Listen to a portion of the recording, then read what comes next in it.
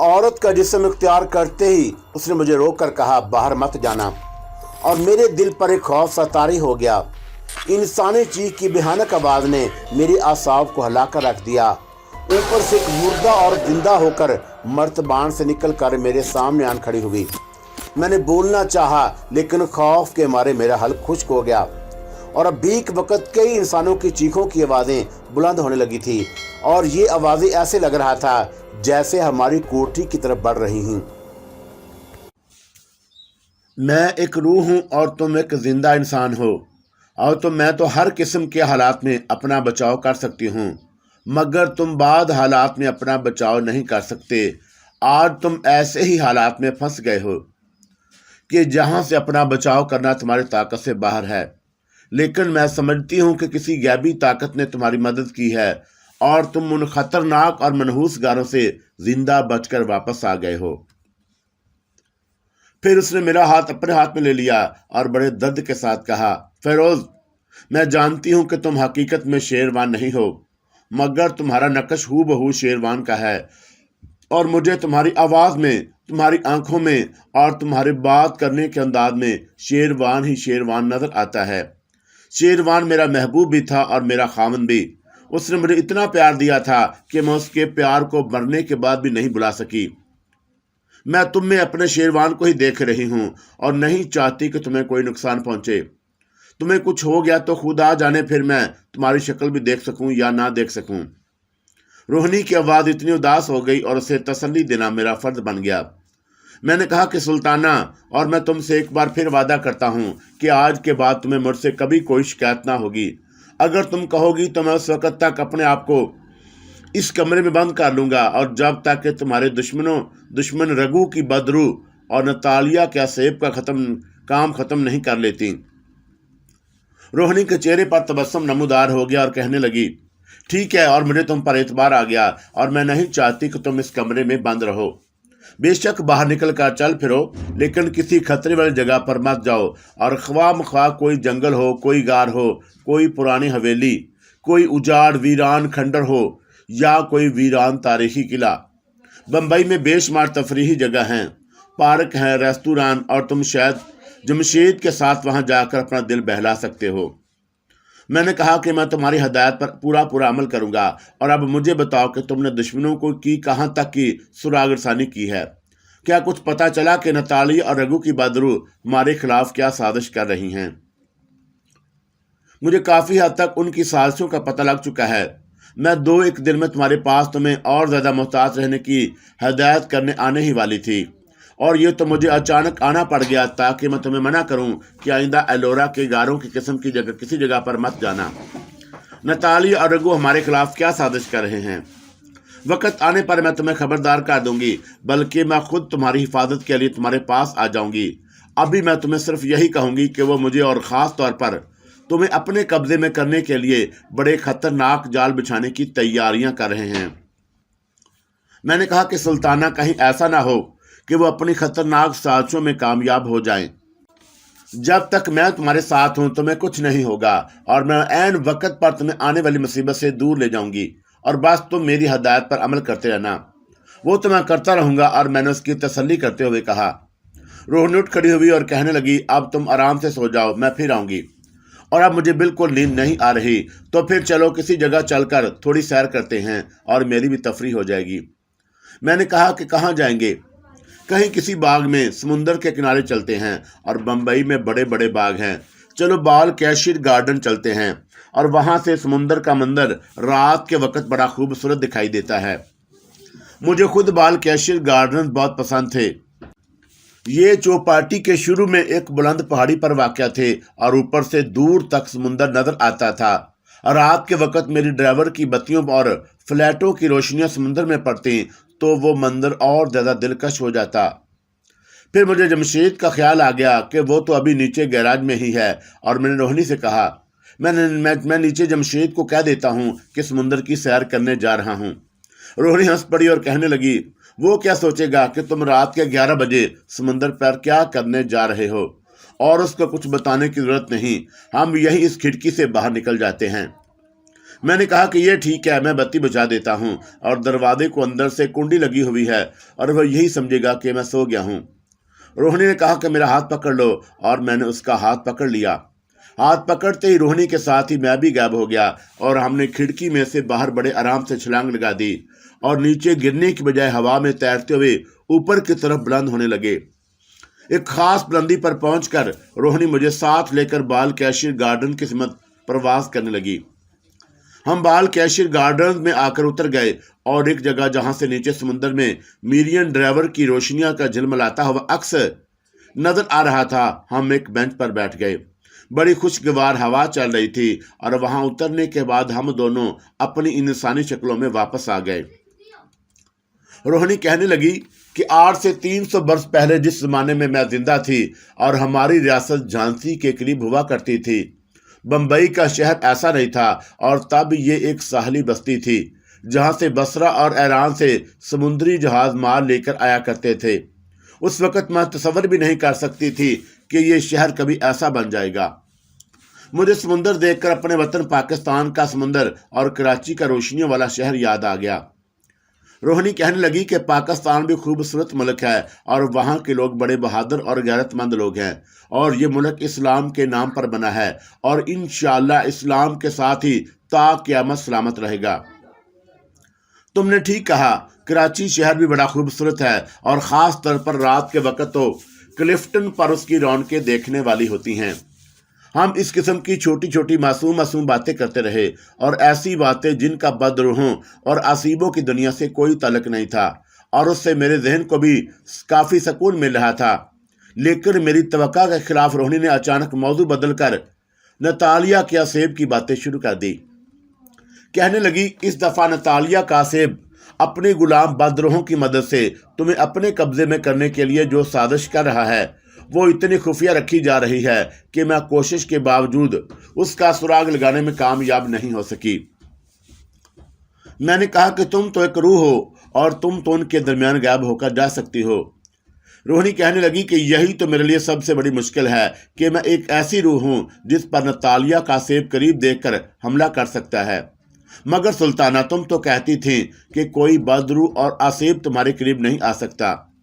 میں نے تمہیں صحیح کہا تھا کہ کوئی بدروح اور آسیب ایک اچھی روح کے قریب آتے ہوئے ڈرتی ہے، لیکن مجھے ان بدروحوں کا خاتمہ کرنا ہے، اور جس کے لیے مجھے ان پر وار کرنے کے لیے ان کے قریب جانا ہوگا، اور جب میں ان کے قریب جا کر ان پر وار کروں گی تو جواب میں وہ مجھے نقصان پہنچا سکتی ہیں۔ پھر اس کا کیا علاج ہے؟ روہنی نے ایک لمحے کے لیے توقف کیا اور بولی، ایک طریقہ ہو سکتا ہے، اور وہ یہ کہ میں شیش ناگن کے مہرے والی انگوٹھی اپنی انگلی میں پہن لوں، اور اگر یہ انگوٹھی میرے پاس ہوئی تو بدروح مجھ پر قریب سے بھی حملہ نہیں کر سکے گا۔ میں نے کہا کہ اگر ایسا ہو سکتا ہے تو تم اپنی یہ انگوٹھی پہن لو، اور میں نے شیش ناگن کے مہرے والی انگوٹھی انگلی میں سے اتار کر روہنی کو دے دی۔ اس نے فوراً اپنی انگلی میں پہن لی اور کہا، شیروان، تم نے مجھے انگوٹھی مجھے دے دی ہے، اب تمہاری دفاعی طاقت آدھی رہ جائے گی۔ میں نے کہا کہ میرے بازو پر اللہ کے پاک نام کا جو تعویذ بندھا ہوا ہے میرے لیے وہی کافی ہے۔ بے شک وہ تمہیں بدروحوں کے ہاتھوں کوئی گزند نہیں پہنچنے دے گا، لیکن ایک خیال میرے ذہن میں آ رہا ہے۔ کون سا خیال؟ اور میں نے روہنی سے پوچھا۔ وہ بولی کہ کیوں نہ میں اس تعویذ پر ایک خفیہ دعا پڑھ کر پھونک مار دوں، اور اس طرح سے اس تعویذ کی طاقت میں زبردست اضافہ ہو جائے گا۔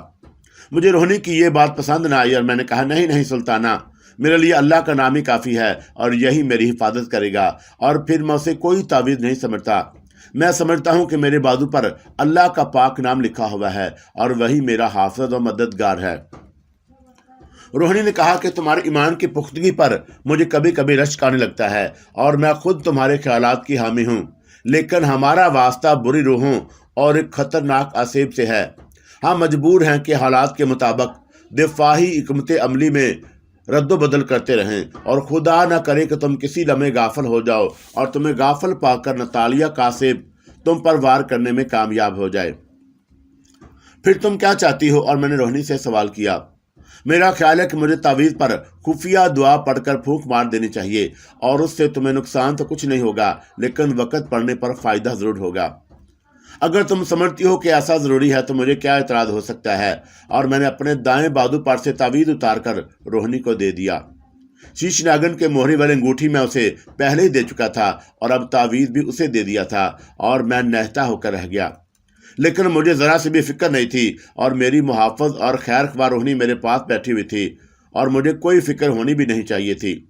रोहिणी ने तावीज़ मुझसे ले लिया और जैसे ही रोहिणी ने तावीज़ अपने हाथ में लिया, तावीज़ बिजली की चमक के साथ गायब हो गया। मैंने हैरान होकर रोहिणी से पूछा कि सुल्ताना, तावीज़ गायब क्यों हो गया? और मेरे देखते ही देखते रोहिणी की शक्ल तब्दील हो गई और वह चीख मारकर खड़ी हो गई और ये देखकर मेरी आंखें फटी की फटी रह गईं कि मेरे सामने रोहिणी की बजाय नतालिया खड़ी थी और उसने डरावनी आवाज़ में कहा, तावीज़ इसलिए गायब हो गया है कि मैं तुम्हारी सुल्ताना नहीं बल्कि नतालिया हूँ और मैंने तुम्हें कहा था फेरोज कि तुम मुझसे बचकर कहीं नहीं जा सकोगे। तुम जहाँ भी जाओगे मैं तुझे ढूंढ निकालूंगी और तुम्हें उठा कर ले जाऊंगी। तुमने मुझसे बचने के लिए अपने इर्द गिर्द बहुत दीवारें खड़ी कर ली थी, लेकिन तुम भूल गए थे कि तुम्हारा मुकाबला किसी बदरू से नहीं बल्कि एक आसेब से है और आसेब तुम्हारी रोहिणी का रूप बदल कर भी तुम पर हमला कर सकता है और मैंने यही किया और इस वक्त तुम मेरे कब्जे में हो। मैं इतना खौफजदा नहीं था जितना मायूस और अपने आप को शिकस्त खुर्दा और बेयारो मददगार महसूस कर रहा था और ये मनहूस आसेब उसका भेस बदल कर मुझ पर हमला आवर हुआ था। जिसने मुझे इस आसेब से बचाना था अब कुछ नहीं हो सकता था और काश मुझे पहले पता चल जाता कि मेरे सामने मेरी साथी और मेरी मददगार रोहिणी नहीं बैठी बल्कि नतालिया का मनहूस आसेब बैठा है। मैं हैरान था कि नतालिया ने किस अयारी के साथ मुझसे पहले शीश नागिन के मोहरे वाली अंगूठी ली और फिर मेरे दिफा का सबसे ताकतवर हथियार अल्लाह के पाक नाम वाला तावीज़ भी मुझसे छीन लिया। और मुझे तो उसी वक्त शक पड़ गया था कि ये रोहिणी की नेकरू नहीं है और जब मुकद्दस नाम वाला तावीज़ उसके हाथ से गायब हो गया था, क्योंकि पाक तावीज़ किसी भी नहस बदरू के पास नहीं रह सकता। मगर जो होना था हो गया और मेरे सारे हथियार जिनमें मैं अपना दिफा कर सकता था मेरे दुश्मन ने मुझसे छीन लिए। मैंने नतालिया से कहा कि नतालिया, तुम आखिर मुझसे क्या चाहती हो? वही जो एक पत्नी अपने पति से चाहती है और मेरी तुमसे शादी हो चुकी है। मैं चाहती हूँ कि तुम सारी जिंदगी मेरे साथ रहो और मेरे सिवा किसी और की औरत की तरफ आंख उठाकर भी ना देखो। मैंने कहा, मगर ये शादी झूठी थी और ये मेरी रजामंदी के बगैर हुई है और तुमने जबरदस्ती मुझसे शादी की थी। नतालिया की आवाज़ एकदम मर्दाना आवाज़ बन गई और उसने गुस्से भरे लहजे में कहा, तुम कौन होते हो अपनी मर्जी जताने वाले? हाँ, मैंने अपनी मर्जी से तुमसे शादी की थी और मुझे तुम्हारी रजामंदी की परवाह नहीं। जब कोई आसेब किसी मर्द या औरत को पसंद कर लेता है तो फिर वो उसे हमेशा के लिए अपने पास ले आता है और उससे कोई परवाह नहीं होती कि जिसको उसने पसंद किया है वो उसके पास रहना चाहता है या नहीं रहना चाहता। मैं भी गुस्से में आ गया और मैंने कहा, और ये बात है तो फिर मैं भी अपनी मर्जी करूंगा और मैं तुम्हारे साथ नहीं जाऊंगा। नतालिया की आवाज़ औरत की आवाज़ में बदल गई और उसने एक हल्का सा कहकर लगाया और बोली, फेरोज, तो मेरी ताकत को अभी तक तुमने नहीं देखा और तुमने मेरा सिर्फ दुल्हन का रूप देखा है।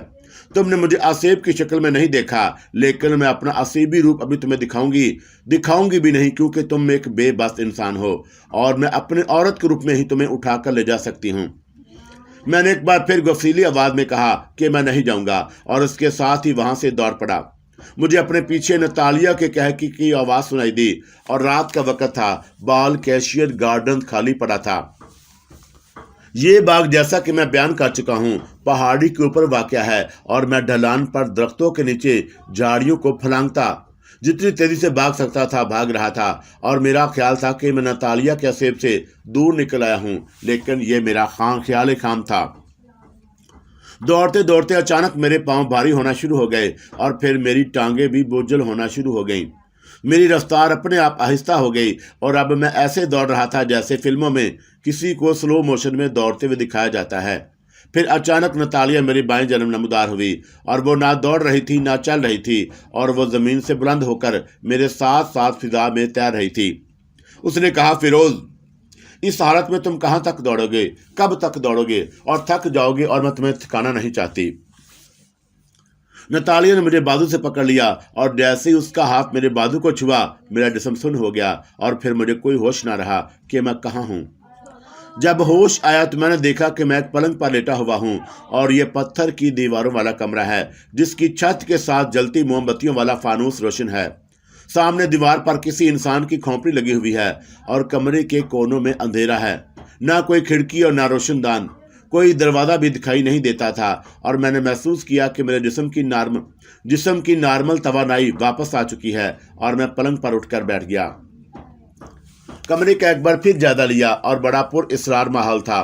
خاموشی اتنی تھی کہ مجھے اپنی سانس کی آواز صاف سنائی دے رہی تھی اور میں یہی سوچ رہا تھا کہ جس مصیبت سے بچاتا پھرتا تھا اور وہ مجھ پر مسلط ہو گئی، اور اب خدا ہی جس وقت چاہے گا مجھے اس مصیبت سے نکالے گا۔ دنیا کی کوئی طاقت شاید ایسا نہ کر سکے۔ اور بال کیشیر گارڈن میں بیٹھ کر روہنی کے ساتھ جو باتیں ہوئی تھی وہ سب مجھے یاد آ رہی تھی، اور کاش کہ مجھے علم ہو جاتا یہ روہنی نہیں نتالیہ ہے، اور روہنی کا بھیس بدل کر مجھے اپنے قابو میں کرنے آئی ہے۔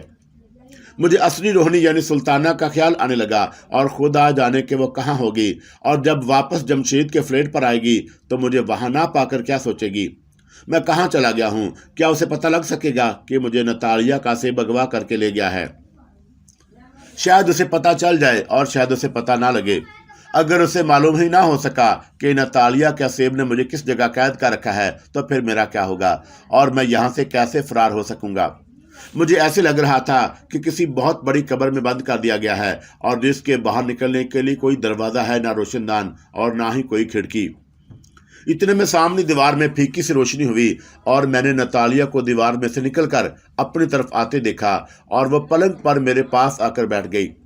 وہ میری طرف دیکھ کر مسکرا رہی تھی، اور مجھے اس کی مسکراہٹ کسی چڑیل کی مسکراہٹ معلوم ہو رہی تھی۔ میں نے نفرت بھرے لہجے میں کہا، نتالیہ تم نے مجھے قید تو کر لیا ہے، لیکن یاد رکھو کہ میں یہاں سے ایک نہ ایک دن فرار ہونے میں ضرور کامیاب ہو جاؤں گا۔ اس نے مسکراتے ہوئے کہا، پہلی بات تو یہ ہے کہ تم یہاں سے بھاگ جانے کا خیال دل سے نکال دو۔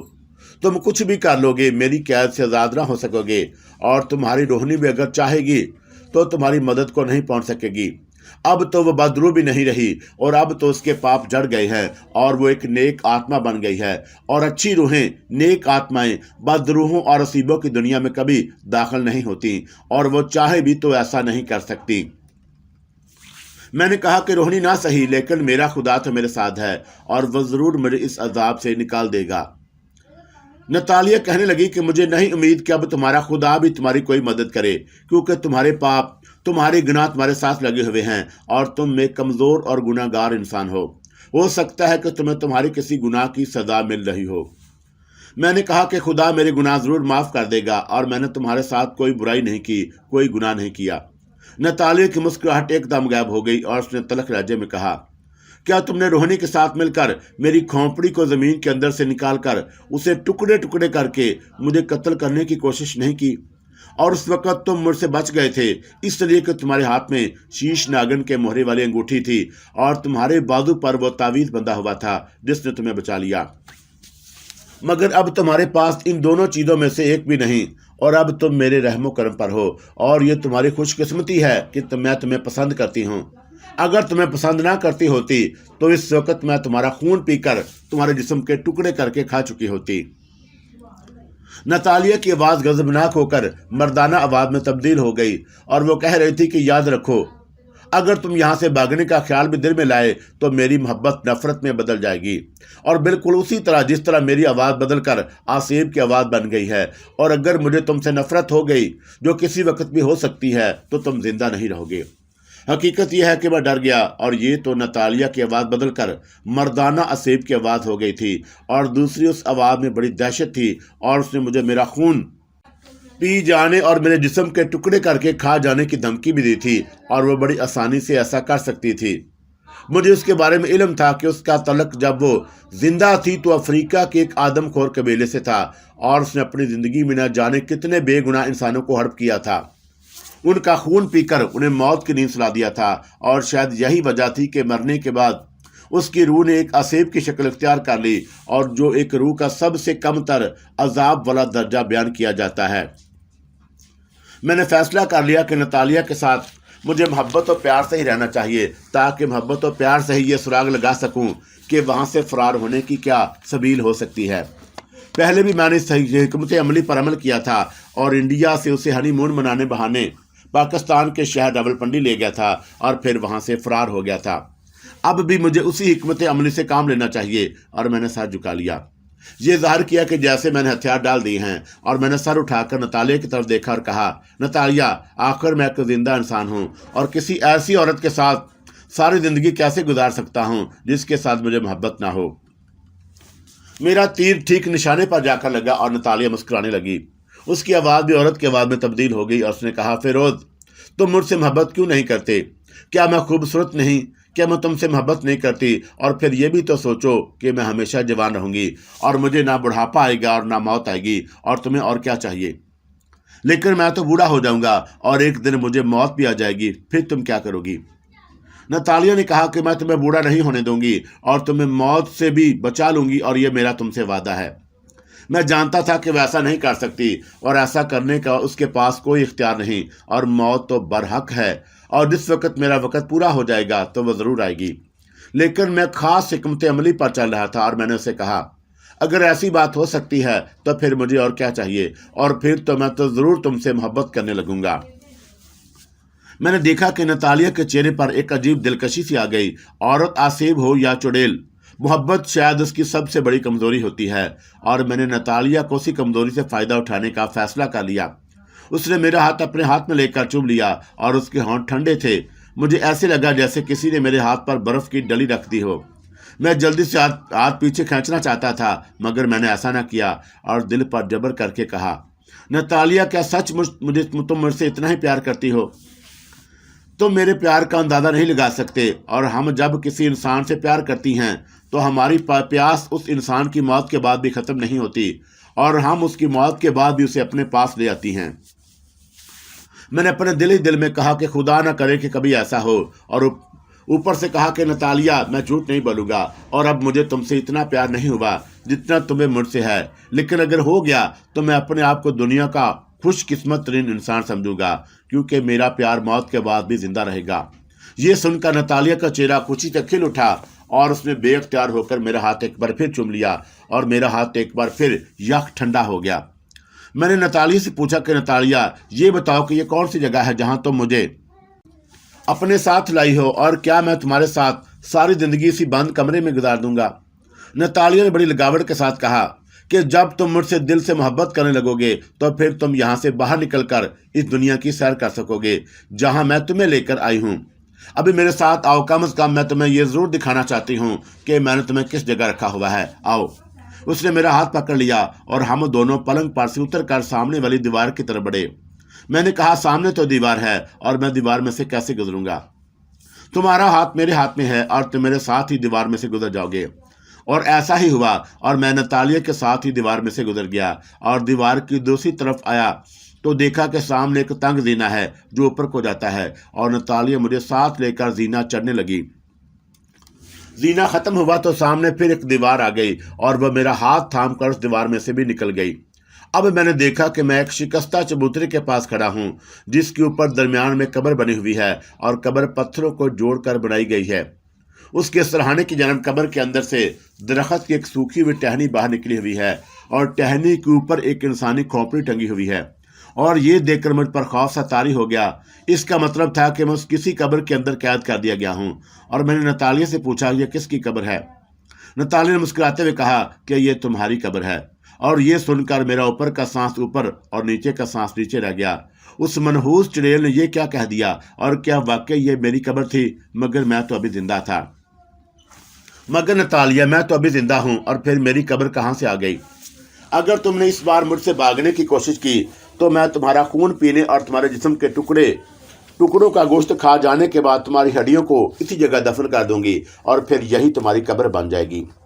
نتالیہ میری طرف دیکھ کر مسکرا رہی تھی، اور اس کی مسکراہٹ میں خون منجمد کر دینے والی دہشت تھی، اور میرے بدن میں ایک لہر سی دوڑ رہی تھی۔ میں نے کہا کہ نہیں نتالیہ، نہیں، اگر مجھے تم سے محبت ہو گئی تو جو ضرور ہو جائے گی، تو پھر مجھے کیا ضرورت پڑی ہے کہ میں تم سے بھاگ کر جاؤں گا؟ پھر تو میں ساری زندگی تمہارے ساتھ ہی گزارا کروں گا۔ نتالیہ نے خوش ہو کر کہا، اور میں بھی یہی چاہتی ہوں۔ میں نے موقع مناسب جان کر نتالیہ سے پوچھ لیا کہ یہ کون سی جگہ ہے۔ اس نے کہا کہ ابھی میں تمہیں اس کے بارے میں کچھ نہیں بتاؤں گی، اور جب مجھے یقین ہو جائے گا کہ تم نے واقعی میرے ساتھ رہنے کا فیصلہ کر لیا ہے تو میں تمہیں خود اس دنیا کی سیر کراؤں گی۔ میں نے ایک سوچے سمجھے منصوبے کے تحت نتالیہ سے زبردست اظہار محبت شروع کر دیا، اور وقت کا مجھے وہاں کچھ پتہ نہیں تھا، اور پہلے 2-4 دنوں تک مجھے یاد رہا اور پھر بھول گیا کہ اس قبر کے اندر رہتے مجھے کتنے دن گزر گئے۔ نتالیہ کے ساتھ میں ہمیشہ ہنس کر اور محبت کے انداز میں بات کرتا اور اسے یہی تاثر دیتا کہ میں اس کے ساتھ بڑا خوش ہوں۔ ایک روز وہ مجھ سے پوچھنے لگی، فیروز، کیا تم سچ مجھ سے محبت کرتے ہو یا محض یہ سب کچھ دکھاوے کی خاطر کر رہے ہو؟ میں نے کہا کہ نتالیہ، اور میں پہلے تم سے محبت نہیں کرتا تھا، مگر تمہارے ساتھ رہتے ہوئے میں نے محسوس کیا ہے، بلکہ مجھے یقین ہو گیا ہے کہ اگر میں دنیا میں دوسری بار بھی آ جاؤں تو مجھے تم ایسی وفادار اور محبت کرنے والی بیوی نہیں ملے گی، اور پھر سب سے بڑی بات یہ ہے کہ تمہارے ساتھ رہ کر میں کبھی بوڑھا نہیں ہوں گا اور ہمیشہ اسی حالت میں تندرست اور جوان رہوں گا، اور یہ دولت تو مجھے دنیا کی کسی عورت کے پاس نہیں مل سکتی سوائے تمہارے۔ محبت واقعی عورت کی کمزوری ہوتی ہے، اور عورت کتنی ہوشیار، عیار اور سنگ دل کیوں نہ ہو، محبت کے 2 بول اگر مسلسل اس کے کان میں پڑتے رہیں تو ایک بار تو وہ ساری سنگ دلی اور چالاکیاں بھول جاتی ہے۔ لیکن میں ابھی جلدی نہیں کرنا چاہتا تھا، اور میں بڑے صبر سے کام لے رہا تھا۔ ایسا کرنا بہت ضروری تھا۔ نتالیہ بھی اتنی جلدی میرے بدلے ہوئے رویے سے تبدیل ہونے والی جنس نہیں تھی، اور میں اس حقیقت سے آگاہ تھا، اس لیے ٹھنڈے دل و دماغ سے کام لے رہا تھا۔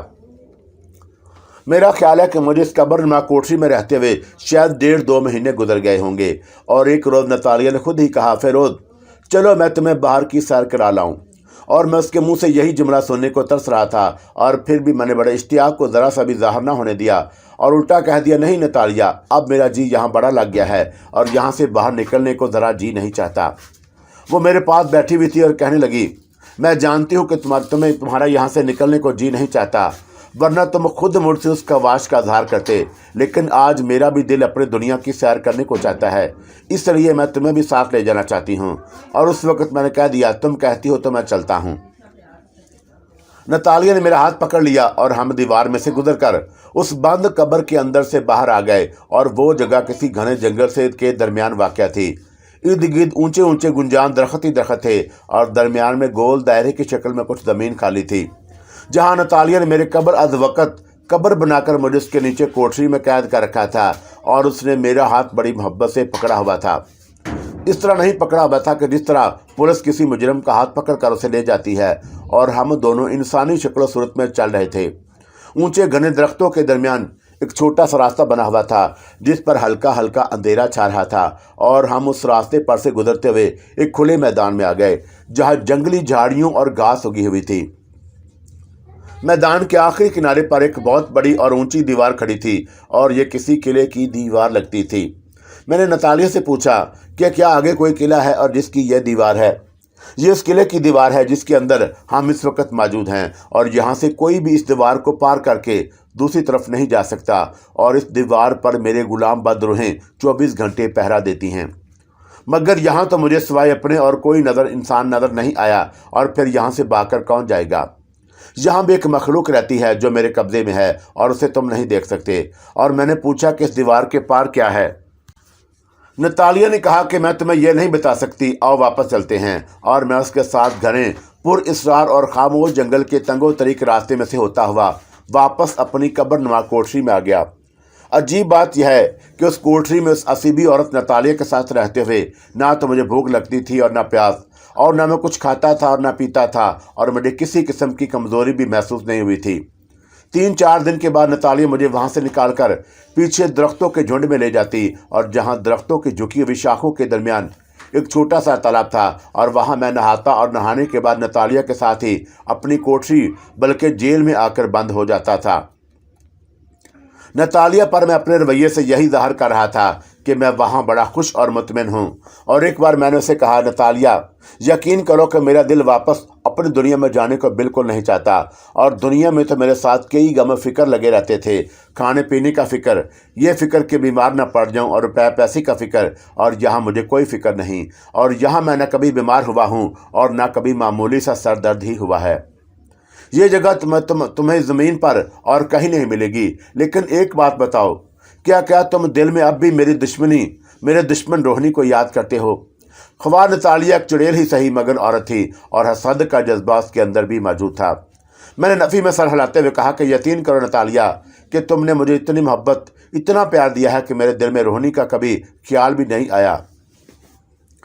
پہلی بات تو یہ ہے کہ روہنی سے میں نے کبھی محبت کی نہیں کی تھی، اور وہ ضرور مجھ سے کبھی کبھی محبت کا اظہار کرنے لگ جاتی، لیکن میرے دل میں اس کے لیے محبت کا ذرا سا خیال بھی کبھی نہیں آیا، بلکہ الٹا مجھے اسے کوفت ہونے لگتی تھی، کیونکہ اس کی وجہ سے میں خواہ مخواہ مصیبتوں میں پھنس گیا۔ روہنی اور تم میں زمین اور آسمان کا فرق ہے، اور وہ تمہارا مقابلہ نہیں کر سکتی۔ تم نے تو پہلے دن ہی مجھے دیکھتے ہی پسند کر لیا تھا، اور جب میں نے تمہیں بھارت کے شہر میں پہلی بار ویران خانقاہ میں دیکھا تھا، اور جہاں تم مجھے لے کر گئی تھی، اور تم مجھے بڑی اچھی لگی تھی، اور مجھے تم سے محبت ہو گئی تھی۔ نتالیہ کہنے لگی، تو پھر تم مجھے راولپنڈی شہر میں چھوڑ کر کیوں چلے گئے تھے؟ اور میں نے فوراً کہا، میں تمہیں کیسے بتاؤں نتالیہ کہ اس وقت مجھ پر اپنی دنیا، انسانوں کی دنیا کے لوگوں اور اپنے دوستوں اور رشتہ داروں کے پاس واپس جانے کا خیال غالب آ گیا تھا، اور آخر میں تو انسان ہوں نا، اور یہ کمزوری تو ہر انسان میں ہوتی ہے کہ وہ اپنے جیسے انسانوں کی دنیا میں ضرور واپس جانا چاہتا ہے۔ نتالیہ کہنے لگی کہ کیا اب بھی اگر تمہیں اپنے لوگوں کا خیال آ گیا تو تم مجھے چھوڑ کر چلے جاؤ گے؟ میں نے کہا کہ میں بڑا احمق ہوں گا اگر اب میں تمہیں چھوڑ کر چلا جاؤں، اور ذرا سوچو مجھے تم ایسی عورت انسانوں کی دنیا میں کہاں ملے گی جو انتہائی حسین بھی ہو اور مجھ سے بے پناہ پیار بھی کرتی ہو، اور جس کے پاس رہ کر مجھ پر عمر کا اثر نہ ہوتا ہو، اور میں سدا صحت مند اور جوان رہ سکتا ہوں۔ نہیں نتالیہ، آئندہ مجھ پر اس قسم کا شک نہ کرنا، اور میں تم سے بھی کبھی جدا نہ ہوں گا، بلکہ میں تم سے بھی یہی کہوں گا کہ تم مجھے بھی چھوڑ کر نہ جانا۔ نتالیہ کا چہرہ ایک بار پھر خوشی سے کھل گیا، اور اس نے کہا، فیروز، میں تم سے الگ ہونے کا کبھی سوچ بھی نہیں سکتی۔ اور میں نے جان بوجھ کر چہرے کو اداس بناتے ہوئے کہا، لیکن نتالیہ مجھے ایک بات کبھی کبھی پریشان کرتی ہے۔ کون سی بات؟ اور نتالیہ نے بے قرار سے ہو کر پوچھا۔ روہنی تمہاری دشمن ہے، اور وہ تمہیں مجھ سے جدا کرنے کی ضرور کوشش کرے گی۔ نتالیہ کہنے لگی کہ اس میں اتنی طاقت نہیں کہ وہ ہمارے قریب بھی پھٹک سکے، اور وہ ہمیں کیا جدا کرے گی؟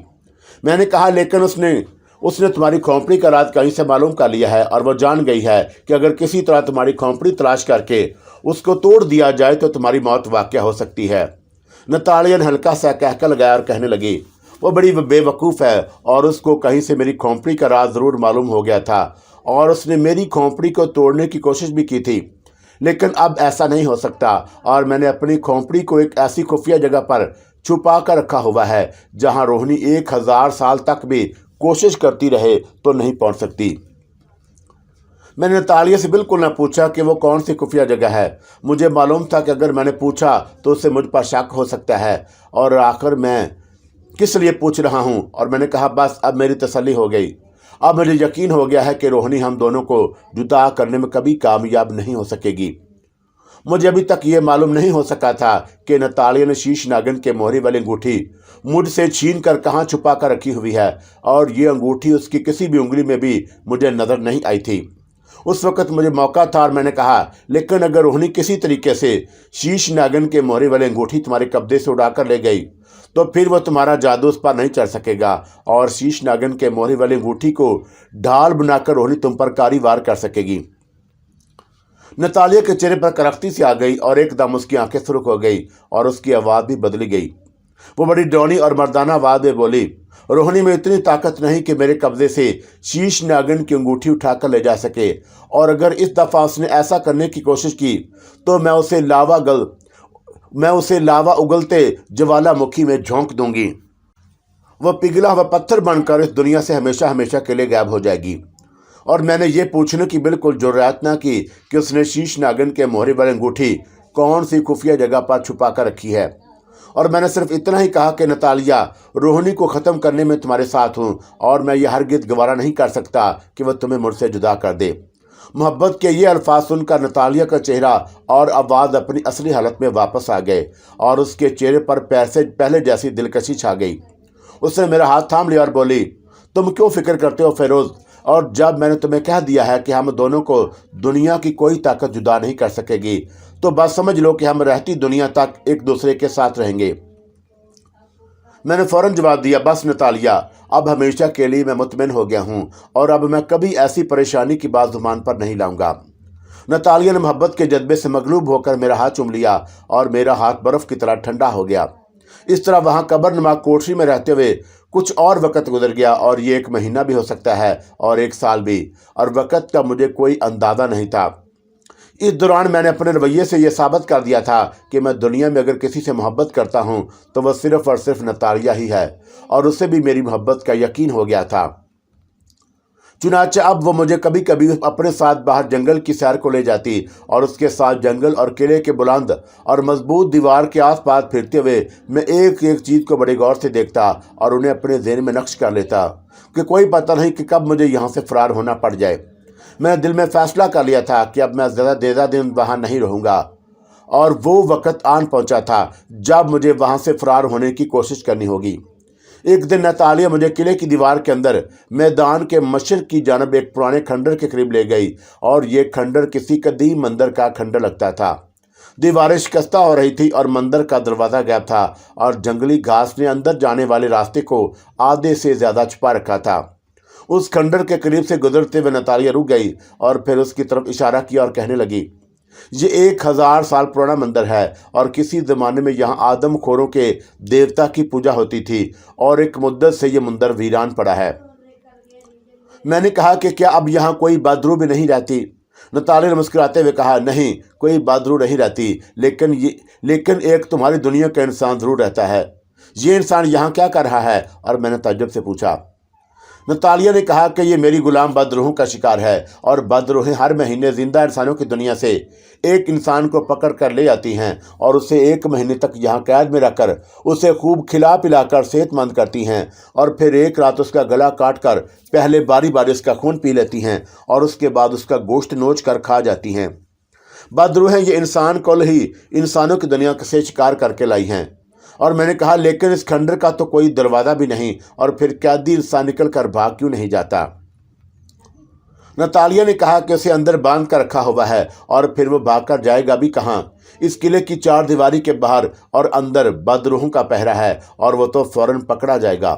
नतालिया मेरा हाथ पकड़कर आगे चल दी, और मेरा ज़हन उस बदनसीब इंसान के बारे में सोच रहा था कि जिसने 1 महीने बाद यहाँ की आदमखोर बदरूहों की खुराक बन जाना था। और यूं ही मेरे दिल में ख्वाहिश पैदा हुई कि अब इस बदनसीब इंसान से मिलना चाहिए, और मैं इस इंसान को बड़ी आसानी से मिल सकता था, क्योंकि एक तो वीरान खंडर के बाहर किसी बदरू का पहरा नहीं था, और दूसरा अब नतालिया के खुद अपने इसरार पर मैं कभी कभी अकेला भी किले की 4 दीवारी के अंदर इधर उधर सैर करने निकल जाया करता था।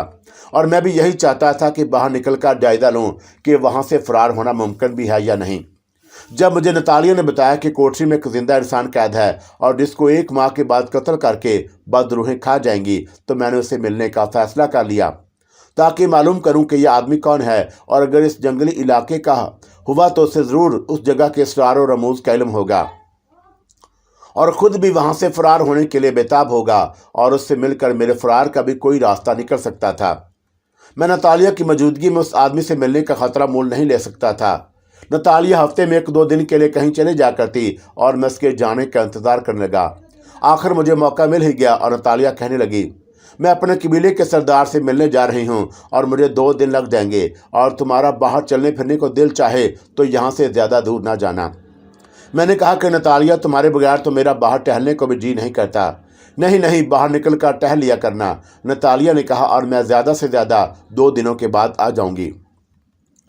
नतालिया चली गई, और वो जिस वक़्त गई शाम हो रही थी, और मैं रात का अंधेरा हो जाने का इंतज़ार करने लगा। जब रात गहरी हो गई तो मैं अपनी कब्रनुमा कोठरी से निकल आया, और अंधेरे में दरख्तों की आड़ लेता उजाड़ मंदिर के खंडर के करीब अकब में आ गया, और खंडर में जो वीरान कोठरी थी उस पर गहरी खामोशी और अंधेरा छाया हुआ था। कोठरी का कोई दरवाज़ा तो था नहीं, आगे ऊंची घास उगी हुई थी, और मैं दबे पाँव चलता हुआ घास को एक तरफ हटाते हुए कोठरी में दाखिल हो गया, और मुझे किसी इंसान के सांस लेने की आवाज़ आई। मैंने कहा कि क्या तुम जाग रहे हो? और एक नौजवान आदमी की मदम सी आवाज़ उभरी, तुम कौन हो? और मेरा खून पीने आए हो? तो मैं हाजिर हूँ, और मैं चाहूँ भी तो अपने बचाव के लिए कुछ नहीं कर सकता। मैंने मध्यम आवाज़ में जल्दी से कहा, मैं भी तुम्हारी तरह इन बदरूहों की कैद में हूँ, और मैं तुम्हारे पास इसलिए आया हूँ कि यहाँ से फरार होने की कोई सबील बन सकती है। अंधेरा इतना गहरा था कि मुझे बदकिस्मत कैदी नज़र नहीं आ रहा था, और अचानक एक हाथ मेरे कंधे से आ लगा, और उस हाथ ने मेरा बाजू थाम लिया और कहा, क्या तुम वाकई इंसान हो, और क्या कोई बदरू तो नहीं? मैं उस आदमी के करीब बैठ गया और धीमी आवाज़ में कहा, भाई मैं कौन? भाई मैं क्यों कोई बदरूह नहीं हूँ और तुम्हारी तरह किस्मत का मारा एक बदनसीब इंसान हूँ जो इन बदरूहों के कब्जे में आ गया है। मुझे यकीन नहीं आता, उस आदमी ने कहा। मैंने कहा कि भाई इन बातों को छोड़ो और ये बताओ कि यहाँ से फरार कैसे हुआ जाए।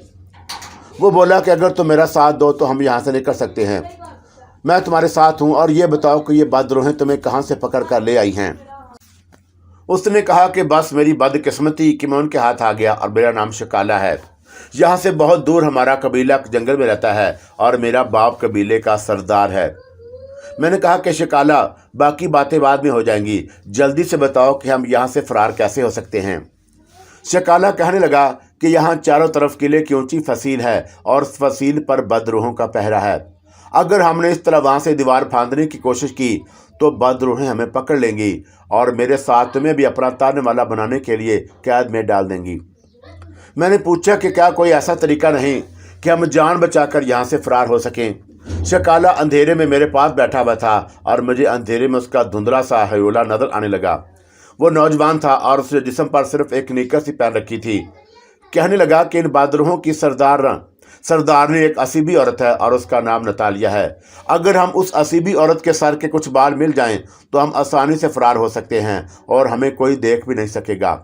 मुझे याद आ गया कि नतालिया सुबह सुबह कोठरी में अपने बालों में कंघी करके उतरे हुए बालों का गुच्छा बनाकर कोठरी के एक ताक में रख दिया करती थी। और जब मैंने शिकाला को बताया कि मैं असीबी औरत के सर के बाल ला सकता हूँ तो बेइख्तियार उसने मेरा हाथ अपने हाथ में ले लिया और बोला, क्या तुम्हें यकीन है कि तुम ऐसा कर सकते हो? मैंने कहा कि यकीन की क्या बात, और मैं अभी जाकर असीबी औरत के बाल ले आता हूँ। शिकाला को मैं आलम हरत में डूबा छोड़कर कोठरी से निकल गया और अंधेरे में और दरख्तों के अकब में तेज तेज चलता मैं अपनी कब्र नुमा कोठरी में आ गया और कोने वाले ताक में हाथ डाला तो नतालिया के बालों का एक गुच्छा मेरे हाथ में आ गया। मैंने उसे अपने कपड़ों में छुपा लिया और जिस तेजी से आया था उस तेजी से चलता शिकाला के पास आ गया। मैंने नतालिया के बालों का गुच्छा उसे देते हुए धीमी आवाज में कहा, यकीन करो ये असीबी औरत के सर के बाल ही हैं। शिकाला कहने लगा, कभी पता चल जाएगा और मैं इन बालों को जलाकर उसकी राख को जिस्म पर और तुम्हारे जिस्म पर मलूंगा और अगर हम दोनों गायब हो गए तो ये बाल असीबी औरत के ही होंगे। मैंने कहा कि बालों को जलाओगे कैसे और क्या तुम्हारे पास माचिस है? शिकाला ने कहा कि माचिस नहीं, लेकिन तुम फिक्र ना करो, मैं अभी आता हूँ। शिकाला मुझे कोठरी में छोड़कर बाहर निकल गया और थोड़ी देर के बाद वापस आया तो उसके हाथ में दरख्त की दो कटी हुई टहनियाँ थीं। उसने नतालिया के बालों का गुच्छा मुझसे लेकर ज़मीन पर पाँव के दरमियान रखा और दोनों हाथ से उसके दरख्त के शाखों को ज़ोर ज़ोर से रगड़ने लगा और ये आग जलाने का जंगली तरीका था। 1-2 मिनट तक वो ज़ोर ज़ोर से दरख्त की शाखों को रगड़ता रहा और फिर अचानक उनमें से चिंगारियाँ निकलने लगी और बालों के गुच्छों ने आग पकड़ ली और वो जल कर राख हो गया। शिकाला ने राख उठाकर पहले अपने जिस्म पर मली और मेरे सामने अंधेरे में गायब हो गया। मैंने अंधेरे में हाथ बढ़ाकर शिकाला को छूना चाहा मगर वह मेरे हाथ न आया और कहने लगा, ये असीबी औरत के ही बाल हैं और अब तुम्हें गायब करने लगा हूँ। उसने नतालिया के बालों की राख मेरे चेहरे पर मली और मैं भी गायब हो गया और शिकाला ने मेरा हाथ पकड़ लिया और कहने लगा, अपना हाथ मत छुड़ाना और चलो यहाँ से निकल चलें। हम किस तरफ जाएंगे? मैंने पूछा। शिकाला ने कहा कि तुम खामोशी से देखते चलो और बोलना बिल्कुल नहीं। खंडर की कोठरी से गायबी हालत में बाहर निकलते ही शिकाला ने किले की ऊंचली फसील की तरफ चलना शुरू कर दिया और फिर वो दौड़ने लगा और मेरा हाथ पकड़कर साथ मुझे भी दौड़ा रहा था और हम बहुत जल्द फसील के पास पहुंच गए और शिकाला ने मेरा हाथ नहीं छोड़ा था और उसने मेरे कान के करीब होकर सरगोशी की, घबराना नहीं, हम दीवार के अंदर से गुजर जाएंगे। और मैंने सरगोशी में ही कहा, शिकाला, यहाँ बदरूहों का पहरा है। शिकाला कहने लगा कि हमारे जिस्मों पर उन बदरूहों की सरदारनी के बाल की राख है और ये हमें नहीं देख सकती और ना हम पर उनका कोई जादू असर कर सकता है। शिकाला मुझे साथ लिए किले की मजबूत चट्टानी दीवार में से निकल गया और मैं इस किस्म के तजर्बों से पहले भी कई बार गुजर चुका था और इसलिए मुझे ताज्जुब ना हुआ। बस एक ही डर था कि अगर किसी तरह नतालिया को मेरे फरार का पता चल गया तो वो 1 सेकंड में यहाँ पहुँच जाएगी और फिर मुझे जिंदा नहीं छोड़ेगी। लेकिन मुझे एक न एक दिन खतरा तो मोल लेना ही था। जैसे ही हम किले की फसील से बाहर आए और शिकाला ने मेरा हाथ छोड़ दिया और कहा, हम एक दूसरे को देख सकते हैं और जितनी तेज़ भाग सकते हो मेरे साथ भागना शुरू कर दो। मेरा ख्याल था कि हाँ शायद हम हवा में उड़ने लगेंगे, लेकिन ऐसा ना हुआ। हम उड़ नहीं सकते थे, सिर्फ दौड़ सकते थे और हमारे जिस्म बिल्कुल हल्के नहीं हुए थे। मुझे भी अपने जिस्म का बोझ महसूस हो रहा था, लेकिन ये बोझ ना होने के बराबर था और जिसकी वजह से हम मामूल की रफ्तार से शायद 10 गुना ज्यादा तेजी के साथ भाग रहे थे और बाहर सितारों की रोशनी में हम एक दूसरे को देख सकते थे, मगर हमें कोई दूसरा शख्स नहीं देख सकता था। शकाला बड़ी तेज रफ्तारी से भाग रहा था और वह जंगली कबीले का नौजवान था। उसे तेज दौड़ने की आदत थी। ऊपर से हमारे जिस्मों का बोझ 10 गुना कम हो गया और इस एतबार से हम तूफानी आंधी की तरह दौड़ रहे थे और देखते ही देखते कहीं से कहीं पहुंच गए और आगे दरिया आ गया। शकाला ने दौड़ते दौड़ते मुझसे कहा कि दरिया में छलांग लगा दो, और पहले उसने दरिया में छलांग लगाई और उसके पीछे मैं भी दरिया में कूद गया। हम दरिया में कूदने के बाद सिर्फ घुटनों तक पानी में डूबे और फिर जिस तरह कोई गेंद दरिया की सतह पर वापस आ जाता है, और हमारे पांव भी दरिया के सतह पर वापस आ गए। अब हम दरिया में ऊपर दौड़ रहे थे और ये एक नया तजर्बा था। हमारे पांव दरिया की लहरों पर दौड़ते हुए सिर्फ टखनों तक पानी में जाते और फौरन उभर आते, और ऐसा सिर्फ इसलिए हो रहा था कि हमारा वजन 10 गुना कम हो चुका था और दूसरे हमारे दौड़ने की रफ्तार भी बड़ी तेज थी, जो शायद तेजी से हरकत कर रही थी। और साइंस के असूल के मुताबिक वैसे भी ज़मीन की कशिश की शुआएं उसे बहुत कम नीचे की तरफ खींचती हैं, और हम 1-1.5 मिनट में दरिया अबूर कर गए। आगे जंगल शुरू हो गया और हम जंगल में भी दौड़ते चले गए और हमारे सांस भी ज़्यादा नहीं फूले थे। जंगल ख़त्म हुआ तो आगे पहाड़ियाँ आ गई और पहाड़ियों के दरमियान से गुजरने के लिए तंग कुदरती रास्ते बने हुए थे और हम उन रास्तों पर दौड़ने लगे। हमने पहाड़ियाँ भी अबूर कर लीं और पहाड़ियों की दूसरी तरफ आकर शकाला ने कहा कि यहाँ बैठ जाते हैं। हम बैठ गए और हम इतना हाँप रहे थे कि जैसे कोई शख्स एक फरलांग दौड़कर हाँपता है, और कुछ देर के बाद हमारे सांस मामूल पर आ गए। तो मैंने शकाला से पूछा, हम किस तरफ जा रहे हैं? और उसने कहा, मैं अपने कबीले की तरफ जा रहा हूँ, जो यहाँ से अब ज़्यादा दूर नहीं और सिर्फ एक दरिया रास्ते में है। और मैंने कहा कि तुम्हारे ख्याल में बदरूहों को तो हमारा पता नहीं चला होगा ना? शकाला बोला कि तुम असीबी औरत के जो बाल ले आए थे और ये तुमने एक नामुमकिन बात को मुमकिन कर दिखाया था। ये असीबी औरत के बालों की राह का तलस्म है कि जिसकी वजह से हमारे फरार का उस वक़्त तक किसी को इल्म नहीं हो सकता जब तक कि कोई बदरूह मेरी कोठरी में नहीं आती। मुझे इत्मीनान ज़रूर हो गया, लेकिन एक खतरे का एहसास ज़रूर था कि नतालिया बड़ी ज़बरदस्त तिलस्मी ताकत रखती है। लेकिन चौंका अभी तक उसने मुझ पर कोई जवाबी हमला नहीं किया था, इसलिए मुझे कुछ तसल्ली भी हो रही थी कि शकाला दुरुस्त कहता है और नतालिया के बालों की राख ने हमें अभी तक नतालिया और उसकी बदरूहों के असरात से बचाया हुआ था। हमने एक बार फिर दौड़ना शुरू कर दिया और काफ़ी देर तक दौड़ते रहे और एक बहुत बड़ा मैदान अबूर किया और एक वादी में से आंधी की तरह गुजर गए। आगे दूसरा दरिया आ गया और शकाला ने दौड़ते दौड़ते कहा, दरिया में मेरे साथ छलांग लगा दो।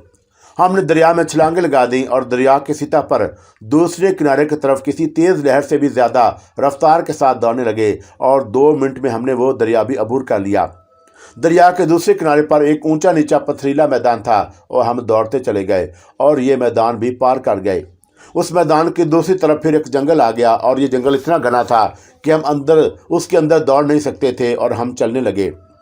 शकाला ने कहा कि मैं अपने कबीले के जंगल में आ गया हूँ और यहाँ से हमारे कबीले का गांव ज़्यादा दूर नहीं। और मैंने शकाला से कहा, तुम्हारे कबीले के लोगों और सरदार को कैसे पता चलेगा कि हम आ गए हैं और वो तो हमें देख ही नहीं सकेंगे? शकाला ने कहा कि कबीले का सरदार मेरा बाप है और उसने अपने पास हमेशा से एक अफ्रीकी जादूगर रखा हुआ है जो कबीले को जंगल की बदरूहों के असरात से महफूज रखता है। उसे हम काला जादूगर कहते हैं। उसके जादू से हम दोबारा नजर आने लगेंगे। और जंगल में कुछ देर चलने के बाद मुझे एक तालाब के किनारे बहुत से झोंपड़े दिखाई दिए और उन झोंपड़ों के दरमियान अलाव रोशन था। जिस झोंपड़े के आगे अलाव रोशन था और वो झोंपड़ा दूसरे झोंपड़ों से काफ़ी बड़ा था और उसके बाहर 2 हबशी नेज़ा थामे पहरा भी दे रहे थे। शकाला ने दूर से मुझे बड़ा झोंपड़ा दिखाते हुए कहा कि ये मेरे बाप का झोंपड़ा है और वो मुझे देखकर बहुत खुश होगा और मेरे साथ झोंपड़े में आओ। हम झोंपड़े के बंद दरवाजे में से अंदर चले गए और चूंकि हम गायब थे इसलिए हबशी पहरेदार हमें ना देख सके। और झोंपड़े के अंदर एक बहुत बड़े तख्त पोश पर बिस्तर लगा था और जिस पर एक भारी भरकम हबशी सो रहा था। शकाला सीधा उस हबशी के पास चला गया और उसे हिलाते हुए बोला, बाबा मैं आ गया हूँ। उसका बाप हड़बड़ाकर उठ बैठा और चारों तरफ आंखें फाड़ कर देखने लगा। झोंपड़े में एक तेल का बड़ा लैंप रोशन था और उसने कहा कि शकाला तुम मुझे नजर नहीं आ रहे, और क्या तुम शकाला की रूह हो? नहीं बाबा, मैं रूह नहीं हूँ और मैं शकाला हूँ और मेरे साथ मेरा एक दोस्त भी है और हमने अपने जिस्म पर एक असीबी औरत के बालों की राख मली हुई है जिसकी वजह से हम गायब होकर असीबी औरत की कैद से फरार होकर यहाँ पहुँचे हैं। حبشی سردار نے کہا کہ فکر نہ کرو شکالا، اور میں ابھی کالے جادوگر کو بلا کر تمہیں انسانی شکل میں واپس لاتا ہوں، تم میرے پاس بیٹھ جاؤ اور اپنے دوست کو بھی کہو کہ وہ بھی یہاں بیٹھ جائے۔ ہم تخت پوش کے پاس بیٹھ گئے اور شکالا کے باپ نے چلا کر پہرے دار حبشیوں کو آواز دی اور دونوں گھبرائے ہوئے فوراً اندر آ گئے۔ شکالا کے باپ نے کہا کہ کالے جادوگر کو فوراً بلاؤ۔ دونوں حبشی جلدی سے باہر چلے گئے اور شکالا کے باپ نے اپنے بیٹے سے کہا، شکالا، خدا کا شکر ہے کہ تم زندہ سلامت میرے پاس واپس آ گئے۔ ہم تو تمہاری طرف سے مایوس ہو چکے تھے اور تم کہاں چلے گئے تھے؟ شکالا نے اپنی ساری داستان اپنے باپ کو بیان کر دی کہ کس طرح وہ رات کے وقت جنگل میں سے گزر رہا تھا کہ اچانک ایک بادرو نے درخت کے اوپر سے اس پر چھلانگ لگائی اور اسے اٹھا کر لے گئی۔ اس نے جب میرے بارے میں بتایا کہ بابا، اگر یہ آدمی میری مدد نہ کرتا تو میں کبھی تمہارے پاس واپس نہیں آ سکتا تھا، اور اس کے باپ کو میں نظر تو نہیں آ رہا تھا، اور اس نے اندازے سے میری طرف دیکھ کر کہا، بیٹا، تم نے مجھے ساری زندگی کے لیے خرید لیا ہے اور میں تمہارا یہ احسان ہمیشہ یاد رکھوں گا۔ میں نے کہا کہ میں نے کوئی احسان نہیں کیا اور میں خود بھی ان بادروہوں کی قید سے فرار ہونا چاہتا تھا۔ اتنے میں قبیلے کا کالا جادوگر آ گیا اور اس نے جھک کر سردار کو سلام کیا اور زمین پر چوکڑی مار کر بیٹھ گیا۔ اس کے کندھے پر ایک تھیلا لٹک رہا تھا اور زمین پر بیٹھتے ہی کالے جادوگر نے فضا میں کچھ سونگتے ہوئے کہا، سردار، مجھے یہاں تمہارے بیٹے شکالا کی بو آ رہی ہے اور اس کے ساتھ کسی دوسرے آدمی کی بو بھی ہے۔ سردار نے کہا کہ کالو جادوگر، تم نے بالکل صحیح کہا ہے، اور شکالا اپنے ایک دوست کے ساتھ اس وقت میرے قریب ہی بیٹھا ہے، اور وہ بدروحوں کی قید سے فرار ہونے میں کامیاب ہو گیا تھا، مگر وہ اور اس کا دوست دونوں غائب ہیں اور ہمیں نظر نہیں آ رہے، کیونکہ انہوں نے کسی بدروح کے بالوں کی راکھ اپنے جسموں پر ملی ہوئی ہے۔ شکالا نے کہا کہ یہ بدروح نہیں بلکہ ایک اسیبی عورت تھی، اور جس کے بالوں کی راکھ میں نے اور میرے دوست نے اپنے جسم پر ملی ہوئی ہے اور ہم نظر نہیں آ رہے۔ کالے جادوگر نے کہا کہ میں ابھی اس راکھ کا اثر ظاہر کیے دیتا ہوں اور تم دونوں میرے سامنے آ کر بیٹھ جاؤ۔ میں اور شکالا تخت پوش پر سے اٹھ کر کالے جادوگر کے سامنے بیٹھ گئے، اور کالے جادوگر نے پٹاری میں سے کچھ ہڈیاں نکال کر زمین پر پھینکی اور خدا جانے کس زبان میں منتر پڑھنے شروع کر دیے۔ تھوڑی دیر کے بعد وہ اندازے سے ہم دونوں کی طرف منہ کر کے پھونکے مارتا جاتا، اور پھر اس نے ایک پیالے میں پانی ڈال کر اپنے ہاتھ میں اٹھا لیا اور کچھ منتر پڑھ کر ہم پر پانی کے چھینٹے مارنے لگا۔ تیسرے چوتھے چھینٹے کے بعد ہم نظر آنے لگے اور اپنی انسانی شکل و صورت میں واپس آ گئے۔ حبشی سردار نے اپنے بیٹے کو گلے لگا لیا اور پھر مجھے بھی گلے لگایا اور کہنے لگا، سب لوگوں کو جگا دو اور ہم جشن منائیں گے۔ اسی وقت باہر تخت بچھ گیا اور قبیلے کے سارے حبشی جھونپڑیوں میں سے نکل آئے اور سردار کے بیٹے کو ایک ایک کر کے گلے لگانے لگے اور الاؤ زیادہ تیز روشن کر دیا گیا۔ میں اور شکالا تخت پر سردار کے دائیں اور بائیں بیٹھ گئے، اور اسی وقت ایک بھینس کو ذبح کر کے اس کا گوشت بھونا جانے لگا اور حبشیوں نے ڈھول بجا کر رقص شروع کر دیا۔ یہ جشن صبح تک جاری رہا، اور اس کے بعد میں نے شکالا کے باپ کو بتایا کہ جس اسیبی عورت کی قید سے ہم لوگ فرار ہو کر آئے ہیں وہ بڑی خطرناک جادوگرنی عورت ہے، اور وہ ضرور شکالا کے ساتھ مجھے بھی دوبارہ اٹھا کر لے جانے کے لیے ضرور آئے گی۔ اور شکالا کا باپ پریشان ہو کر میرا منہ تکنے لگا۔ شکالا کے باپ نے اسی وقت جشن بند کرا دیا اور مجھے شکالا اور کالے جادوگر کو لے کر اپنی شاہی جھونپڑی میں آ گیا۔ اس نے مجھ سے کہا کہ شیروان، جو کچھ تم نے مجھ سے کہا ہے وہ کالے جادوگر کو بھی بتاؤ، اور میں نے اپنا نام انہیں شیروان ہی بتایا، اور یہ کہا تھا کہ میں ابھی بمبئی کے ایک جنگل میں شکار کھیل رہا تھا کہ ایک بدروح کا سے مجھے وہاں سے اغوا کر کے لے گیا تھا۔ اور کالے جادوگر نے پوچھا کہ شیروان، تم نے سردار کو کیا بتایا ہے؟ میں نے کہا کہ سنو کالے جادوگر، اگر ہم لوگ بدروحوں کی قید سے فرار ہو کر تو آ گئے ہیں اور تم ہمیں غیبی حالت سے ہماری اصلی حالت میں واپس لے آئے ہو، لیکن ایک بات میں تمہیں بتانا ضروری سمجھتا ہوں، اور میں تو یہاں سے چلا جاؤں گا، لیکن شکالا کو اپنے باپ کے پاس یہی رہنا ہے، اور میں یہ بتانا چاہتا ہوں کہ ان بدروحوں کی ایک سردارنی ہے جس کا نام نتالیہ ہے، اور نتالیہ صرف ایک بدروح ہی نہیں، وہ ایک بڑا خطرناک اسیب ہے۔ ہم اس اسیبی عورت نتالیہ کی قیدی تھے، اور جس وقت ہم وہاں سے فرار ہوئے نتالیہ وہاں پر موجود نہیں تھی۔ وہ آج نہیں تو کل واپس آ جائے گی، اور جب اسے پتہ چلے گا کہ میں اور شکالا اس کی قید سے فرار ہو چکے ہیں تو وہ اپنے جادو کے زور سے شکالا اور میرا پتہ چلا لے گی اور یہاں پہنچ جائے گی، اور اس کی طاقت کا کوئی ٹھکانہ نہیں، اور وہ تمہیں بھی اور تمہارے ساتھ اس قبیلے کے سبھی آدمی اور عورتوں اور بچوں کو ہلا کر کے ان کا خون پی جائے گی۔ बस मैं तुमसे सिर्फ यही कहना चाहता था। और काला जादूगर बड़े गौर से मेरी बातें सुन रहा था, और जब मैं चुप हुआ तो उसने अपने काले जादू के डींगे मारने या अपने जादू के बड़े बड़े दावे करने की बजाय मुझसे पूछा, जिस असेबी औरत का तुम जिक्र कर रहे हो और जिसने तुम्हें कैद किया हुआ था, क्या किसी वक्त उसकी आवाज़ मर्दों की तरह हो जाती थी? मैंने कहा, हाँ बिल्कुल हो जाती थी। और जब वो गुस्से की हालत में होती तो उसकी आवाज़ बदल कर मर्द की आवाज़ में बदल जाती और बड़ी डरावनी हो जाती। काले जादूगर ने अपने थैले में से एक हड्डी निकालकर जमीन पर रख दी और उसके बाद दूसरा सवाल किया, क्या उस दुनिया की बदरूहें इंसान का खून पीती थीं?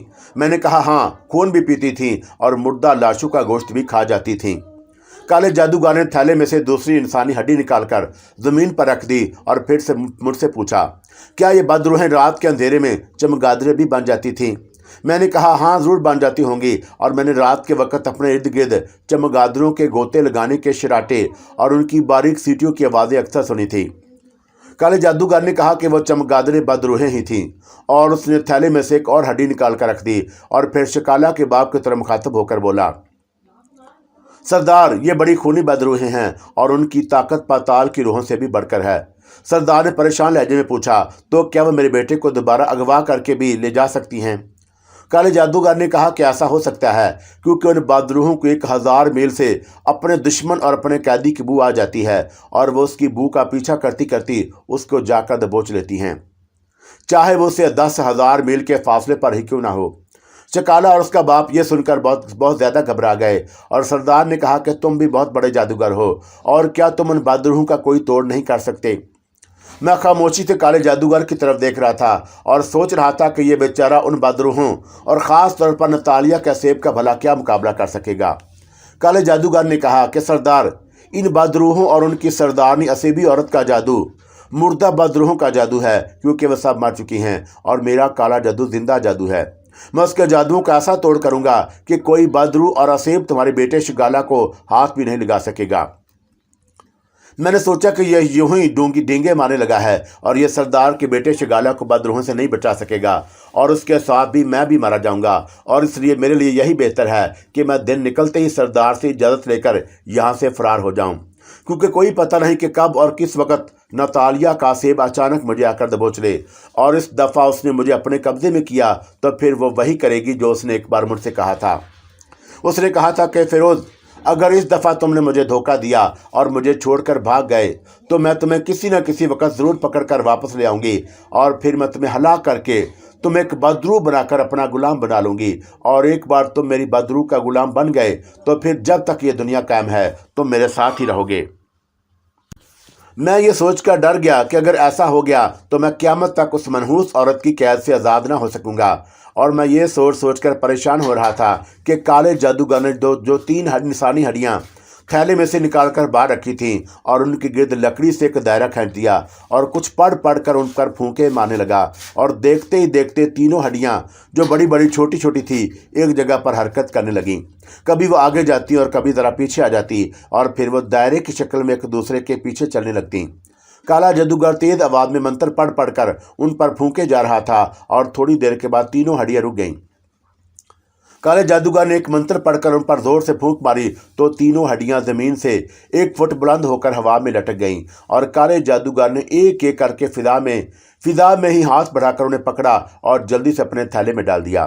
फिर सरदार की तरफ मुतवज्जा होकर बोला, सरदार, मैंने इन हड्डियों पर सबसे ज़बरदस्त जादू फूंक दिया है, और अब कोई बदरू, कोई बुरे से बुरा असीब जहाँ ये हड्डियाँ होंगी करीब भी नहीं फटक सकेगा। काले जादूगर ने उसके बाद तीनों हड्डियां थैले में से बाहर निकालीं, और ये शायद इंसान की छोटी उंगली की हड्डियों के मोहरे थे और उनमें सुराख भी थे। काले जादूगर ने तीनों हड्डियों में से काला धागा परोया और शिकाला से कहा, शिकाला मेरे पास आओ। शिकाला उसके पास जाकर बैठ गया, और काले जादूगर ने एक हड्डी को तावीज़ की तरह शिकाला के बाजू के साथ बांध दिया, और उसके बाद उसने मुझसे कहा, अब तुम मेरे पास आओ। मैं भी उसके पास जाकर बैठ गया, और काले जादूगर ने दूसरी हड्डी में काला धागा परोकर उसे मेरे बाजू के साथ बांध दिया, और फिर उसने तीसरी हड्डी में धागा परो दिया और उठकर सरदार के पास जाकर कहने लगा, सरदार, और ये हड्डी मैं तुम्हारे बाजू के साथ बांधना चाहता हूँ। इसकी वजह से तुम भी बदरूहों और असीब के हमले से महफूज हो जाओगे। सरदार ने अपना बाजू आगे कर दिया, और काले जादूगर ने तीसरी हड्डी सरदार के बाजू के साथ बांधी, और सरदार ने पूछा, क्या मेरा बेटा बदरूहों से बिल्कुल महफूज हो जाएगा? और काले जादूगर ने कहा, सरदार, अगर तुम्हें यकीन नहीं आता तो मैं तुम्हें तजर्बा करके दिखाता हूँ। सरदार ने पूछा कि किस किस्म का तजर्बा, और मैं भी कुछ ताज्जुब के साथ काले जादूगर को देखने लगा। और ये किस किस्म का तजर्बा करके दिखाने की बात कर रहा है? और काले जादूगर ने कहा, सरदार, मैं अभी अपने काले जादू की ताकत से इस जंगल के एक बदरू को यहाँ बुलाता हूँ और वह तुम पर हमला करने की सरतोड़ कोशिश करेगी। तुम अपनी आंखों से देख लोगे और वह तुम्हारा कुछ नहीं बिगाड़ सकेगी और आखिर में तुम लोगों से खौफजदा होकर भाग जाएगी।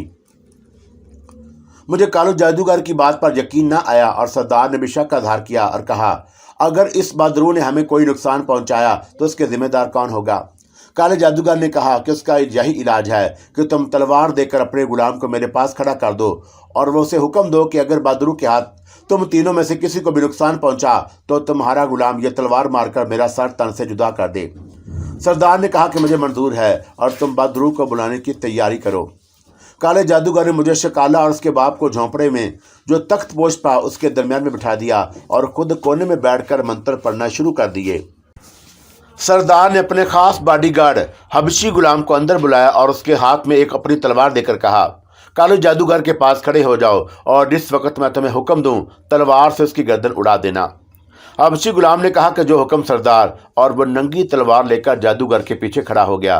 काला जादूगर मंत्र पढ़ते पढ़ते रुक गया और सरदार से मुखातब होकर कहने लगा, सरदार, बदरू अगर आकर तुम तीनों को तरह तरह की आवाज़ें निकाल कर डराएगी और तुम पर पत्थर फेंकेगी, लेकिन एक भी पत्थर तुम्हारे करीब नहीं आ सकेगा, तुम खुद देख लोगे।